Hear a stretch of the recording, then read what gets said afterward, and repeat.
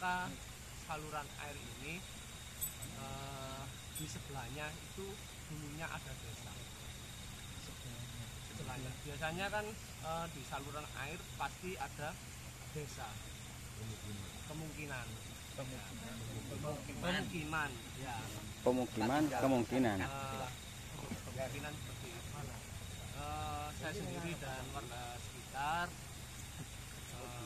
banyak yang awam untuk masalah perpipaan. Mungkin itu aja ya. Dan mungkin bisa dijelaskan. Terima kasih. Assalamualaikum warahmatullahi wabarakatuh. Sendok kami berpendapat sudah ada, Mas. Apakah ada pemukiman lain selain Cunggrang? Untuk saat itu belum ada. Karena apa? Karena yang dipresentasikan para sejarawan, para dari Belanda maupun dari profesor-profesor kita sendiri, saluran air ini tadi mengacu kepada Dharma Tirta Pancuran di Penanggungan.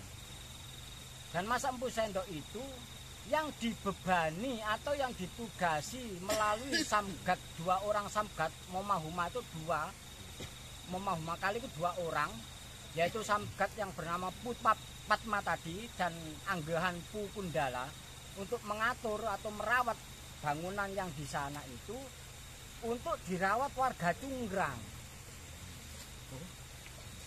Jadi kemungkinan karena yang merawat yang ada jauh di sana, di belahan sekarang, yang merawat orang Cunggrang yang tidak ada desa lagi.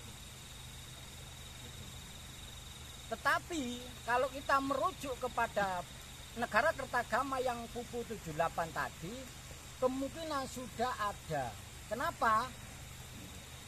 Untuk Jeruk Purut kami belum bisa menemukan titik-titik peradaban, karena di prasasti Kudadu, prasasti pertama yang dikeluarkan Raden Wijaya sejak dari Raja Majapahit, itu menyebut adalah Kulwaning Kapulungan, masih area pertempuran saat itu. Pertempuran dengan mana? Ketika Singosari itu diserang Bupati Gelang-Gelang Jayakatwang, itu perangnya melalui Kulwaning Kapulungan, Kulone Kapulungan. Kemudian turunnya di Rabut Carat, itu area pertempurannya. Jadi kemungkinan di masa Majapahit sudah ada desa-desa yang dilingkari oleh saluran air, tetapi di masa Empu Sendok belum ada. Yang ada Dharma Patapan I Pawitra, Dharma dan Prasada Silunglung, dan Dharma Tirta Pancuran di Pawitra yang dibebankan atau yang ditugasi merawat ketiga dharma atau bangunan suci itu adalah warga Cunggrang. Masih tidak bisa diterima, Mas. Itu. Jadi zaman Empu Sendok, karena sekali lagi yang di sana di belahan sekarang itu yang mengurusi adalah orang Cunggrang, belum ada desa sama sekali yang dia. Tetapi di masa Hayam Wuruk sudah ada. Di antaranya itu tadi hanya Kapulungannya disebut, Pak. Kulone mboten disebut, tapi Kulwaning Kapulungan masih area pertempuran dulu. Makanya konco-konco nek kepengin golek peris, golek pedang, golek kerangka mayat, jenengan teng Kapulungan kali sing jero. Kali Kapulungan njaba kan kali ageng, Pak. Sing lebet kan kali sing Cowerung ah. Teng mriku area pertempuran banyak juga mayat-mayat yang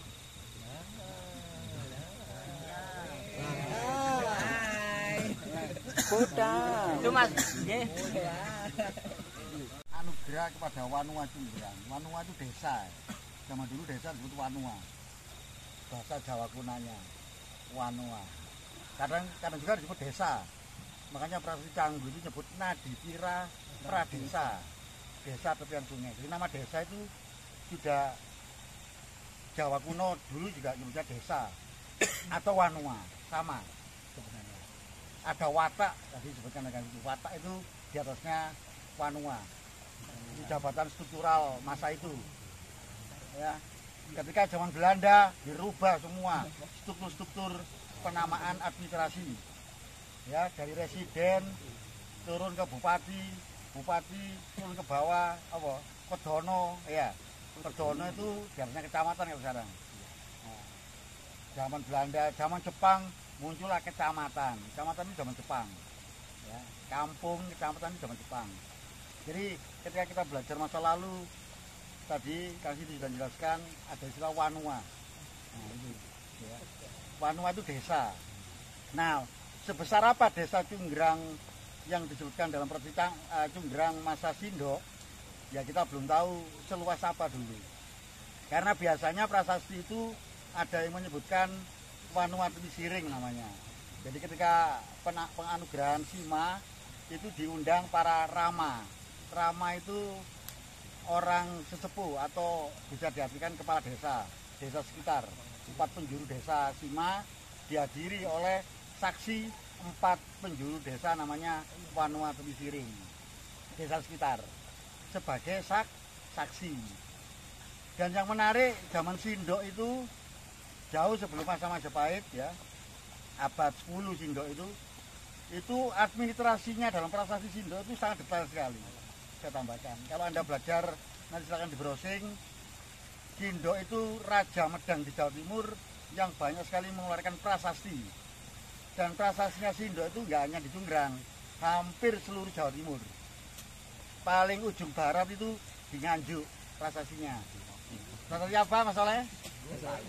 Nah, Anjuk Ladang yang sekarang dijadikan hari jadi kota Nganjuk. Itu rujukannya prasasti Anjuk Ladang, juga dikeluarkan oleh Raja Pusindo. Bukan Empu loh ya, Pusindo. Kadang-kadang itu MPU, kadang itu Pu. Bukan EM. MPU. Bukan EMPU, Empu itu bukan. EMPU, Empu itu wong gawe keris. Ya. Jadi itu gelar masa itu. Nah, Sindok itu gelarnya juga Sri Isana tadi disinggung oleh Kak Sindu. Sri Isana. Makanya dia menurunkan keturunannya disebut Wangsa Isyana sampai ke Airlangga. Airlangga itu keturunan Pusindo. Ini bicara jauh sebelum Majapahit. Jadi makanya kalau saya lihat struktur bata, saluran kuno, terus belahan, dan mungkin beberapa situs yang sekitar lereng Penanggungan itu ukuran batanya itu tebal-tebal sekali. Besar, tebal, tebalnya bisa 10 cm bahkan lebih. Itu sepertinya jejak-jejak lebih kuno dari Majapahit. Kalau Majapahit itu ukuran batanya tebalnya sekitar sudah menyusut sekitar 7, 8. Kalau lihat ini, silakan diukur nanti kalau ada yang mau meteran, tebalnya berapa ini kira-kira ini. Ya makanya dugaan saya ini bisa jadi ini masa Sindok. Ya, juga. Ya. Karena sejarah itu hipotesa, dugaan tapi ada dasarnya. Alias tidak ngawur. Ya itu. Ya mungkin itu kan Mas. Ya tadi saya tambahkan